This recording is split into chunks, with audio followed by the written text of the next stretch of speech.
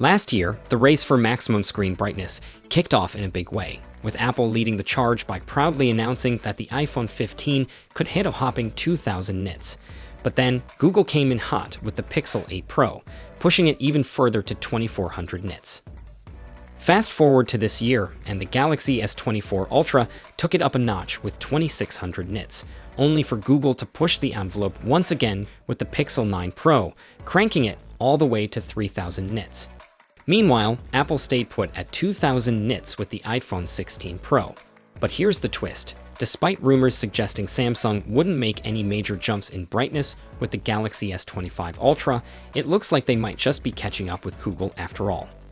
There have been so many leaks about the Galaxy S25 Ultra that we already have a pretty solid idea of what it'll look like.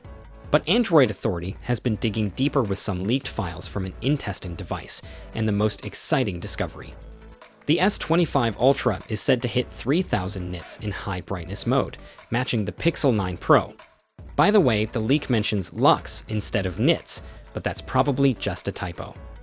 Now, while it's not quite the insane 4,500 nits that OnePlus introduced with the OnePlus 12, it's still a major upgrade, especially if you're someone who's always battling the sun when using your phone outdoors.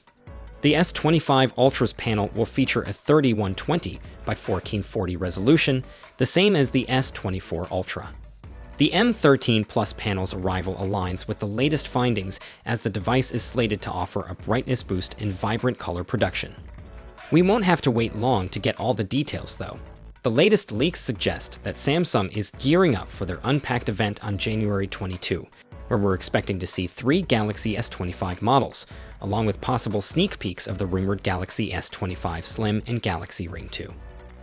With the OnePlus 13 launching globally on January 7, it looks like 2025 is about to get its first showdown between two of the top Android phones, and we can't wait to test them out and tell you which one deserves your hard-earned cash. So, what do you think about the S25 Ultra's new brightness boost?